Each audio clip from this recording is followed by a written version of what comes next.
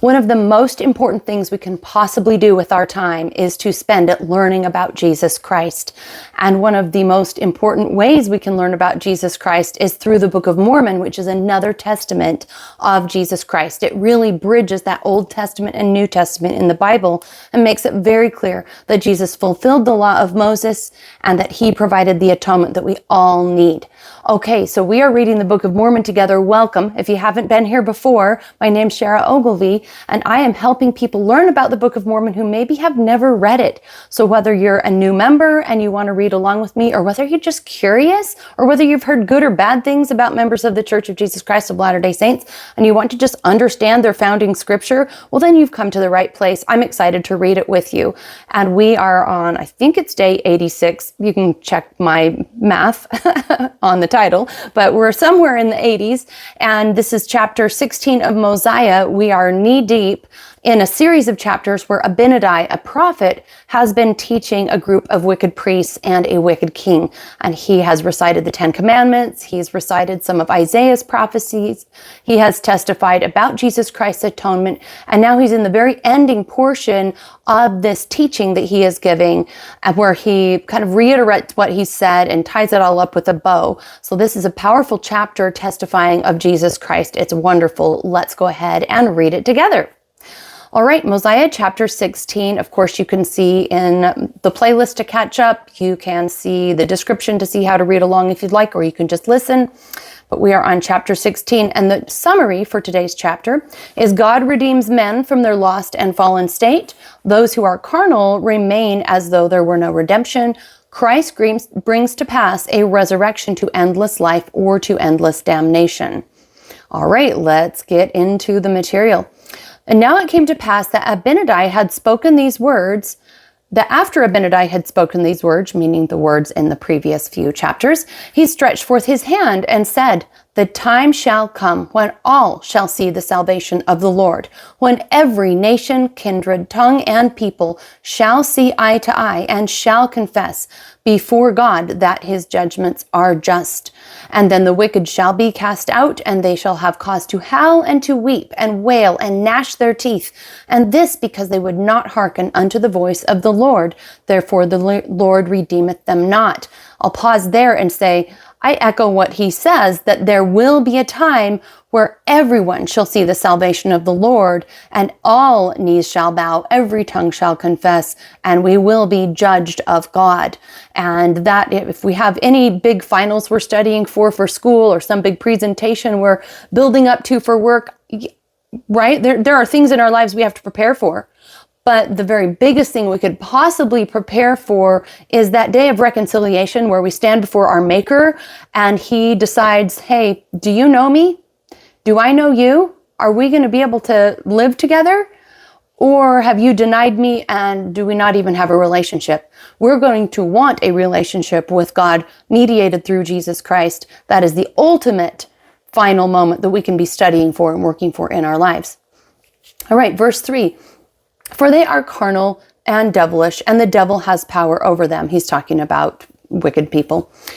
Even that old serpent that did beguile our first parents, which was the cause of their fall, which was the cause of all mankind becoming carnal, sensual, and devilish, knowing evil from good, subjecting themselves to the devil.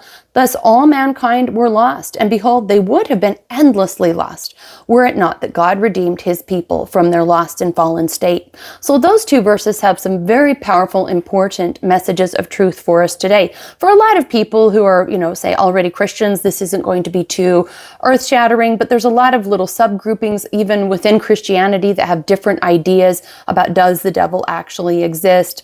How do you really gain redemption? The devil really does exist. He did beguile our first parents. He caused their fall. All mankind are carnal, sensual, and devilish. And we know good and evil because of him. And of course, within the broader picture of Latter-day Saint theology, we believe that it was fortunate. This was what we would call a fortunate fall, that God provided an opportunity for us to have opposition by allowing us to be tempted of the devil, but that ultimately it's to our salvation because it allows us to grow. We become stronger against this opposition. As we make choices, we become more holy because you can't really be that good of a person if you don't even have a chance to choose to do good against the backdrop of evil. So, okay, was there something else I was going to say about that? Yeah, just it reiterates the atonement there, that we would all be lost except for of the redemption that God provides for us. All right, verse 5. Remember that he that persists in his own carnal nature and goes on in the ways of sin and rebellion against God remaineth in his fallen state, and the devil hath power over him.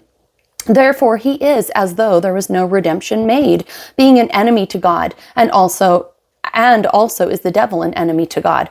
We certainly do not want to identify with individuals named in verse 5, persisting in your carnal nature, going on in the ways of rebellion and sin against God, because the devil then has power over you.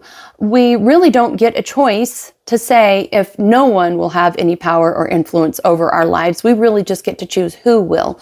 And by choosing Jesus Christ, we choose to be influenced by him. If we choose a rebellion and a carnal nature, then we choose that the devil will have power over us. And then it says here, as though it will be as if there was no redemption made. So it's just like that old saying that is, a person who will not read is no better off than someone who cannot read. And so the same thing is a person that will not take advantage of the atonement of Jesus Christ is no better off than someone for whom no atonement had actually been made. So it's up to us to take advantage of that, to participate with Christ by reaching for him. Verse 6, now if Christ had not come into the world, speaking of things to come as though they had already come, there could have been no redemption. If Christ had not risen from the dead, or have broken the bands of death, that the grave should have no victory, and the death should have no sting, there could have been no resurrection. So Abinadi is kind of spinning off of Isaiah's way of speaking, because Isaiah, who he had just quoted recently, speaks as if something had already happened that hadn't happened. So Isaiah speaks about Christ being born and performing the atonement in the past tense, when really it was in the future tense. And it's the same thing here, because this is 100 plus BC when Abinadi is teaching, and he's using that same past tense. If Christ had not come into the world or had not risen from the dead, then there would be no resurrection. But he says, speaking as if these things had already come. So he's acknowledging that he's speaking in past tense of things that are future tense. Verse 8, but there is a resurrection, therefore the grave hath no victory, and the sting of death is swallowed up in Christ. He is the light and the life of the world, yea, and the light that is endless, that can never be darkened, yea, and also a life which is endless, that there can be no more death. Even this mortal shall put on immortality, and this corruption shall put on incorruption, and shall be brought to stand before the bar of God, to be judged of him according to their works, whether they be good or whether they be evil.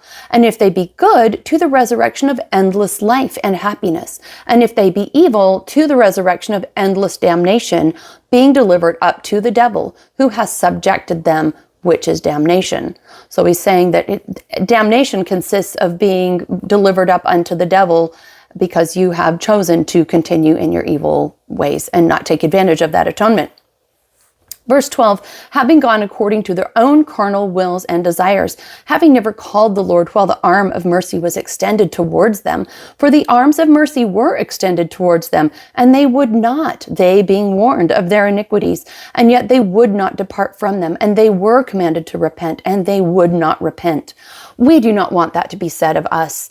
We do not want it to be said that we go our own way, seeking our own carnal will and desires. We don't call on the Lord. We will not take his arm of mercy that's extended, that we will not repent, even though we're commanded. We want to say we will give up our carnal will. We will call on the Lord. We will reach his reaching. We will not depart from him. We will repent when he asks us to repent. That is what we want to be able to say. Life is long, but it's also short. Right? It feels long when things are hard and you've got lots of years left, but it's really short. It really does go by so quickly, and we can't afford to waste our time just thinking I'll get to it later or it's not a big deal. We need to say, am I prepared to meet God now? Is that something that I could do now? Because you never know when your life is going to be taken. You never know how much time you really have. And isn't it better to get on with it already? If you know you're going to need to get ready to see God, why not start today? It's never going to be a popular choice. It's never going to be fun and trending and cool, but it is the most satisfying way to live. I have such a strong testimony of the deep, joyful satisfaction of living a godly life, of turning to Jesus Christ and making your life all about him. There's just nothing better. So, okay, we do not want to be like the folks in verse 12 who just won't come unto Christ. Verse 13, and now ought ye not to tremble and repent of your sins, and remember that only in and through Christ can you be saved. Therefore, if you teach the law of Moses, also teach that it is a shadow of things which are to come. Teach them that redemption cometh through Christ the Lord, who is the very eternal Father. Amen. So these last two verses really kind of reiterate the entire message that Abinadi comes to preach to this wicked king and to these wicked so-called priests. And that is that the law of Moses is symbolic of things to come, and that Christ, the Lord, is the pathway to redemption. So that is really his message, is all about Jesus Christ. That yes, all respect for the law of Moses, but look at it symbolically what it's trying to teach you, because it's really all about Jesus Christ. Okay, this is the end of Abinadi's teachings, but there's so much more to come about Abinadi's story, because it evolves and flowers into this new movement, even though his life ends up being taken. I can't wait to read more about what happens to the people after Abinadi passes on. But I love prophets. I love what Abinadi shared here. I love that there are men that are so full of integrity and a testimony, and so unafraid of death and so unafraid of people that they're willing to stand up and stare death right in its face and to take that mocking. I mean, they called Abinadi crazy, because he was teaching these things, and how much we can learn. Most of us, all of us, I would dare say, are not prophets, right? The prophet is a prophet, but the rest of us are not prophets. So I think we have a lot to learn. We aren't going to be a prophet. None of us are prophets here, but we can learn that to do better, like a prophet would do, and to speak truth regardless of whether it's popular or not, and to take God's strength upon us and to be willing to do hard things. Most of us are never going to have to even be deeply, genuinely hurt, most of all physically, least of all physically, because of our testimony, but we can at least be willing to be hurt, as in being unpopular or misunderstood. Sometimes that's the greatest risk any of us will face, and yet a lot of us are scared to do that, just because we don't want to make waves, by being too religious or having somebody like misunderstand who we are. It's okay if you're misunderstood by somebody or called crazy or weird because you genuinely are worshiping Jesus Christ. Then you're in great company. I would rather be in the company of prophets and holy people who have been persecuted because they followed Christ than all the crowds that have abandoned him.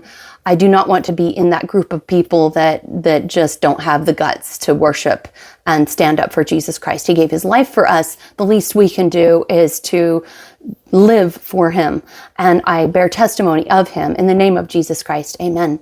Okay, I will see you in the next chapter where we learn more about what happens to Abinadi and where this movement goes from here. See you next time.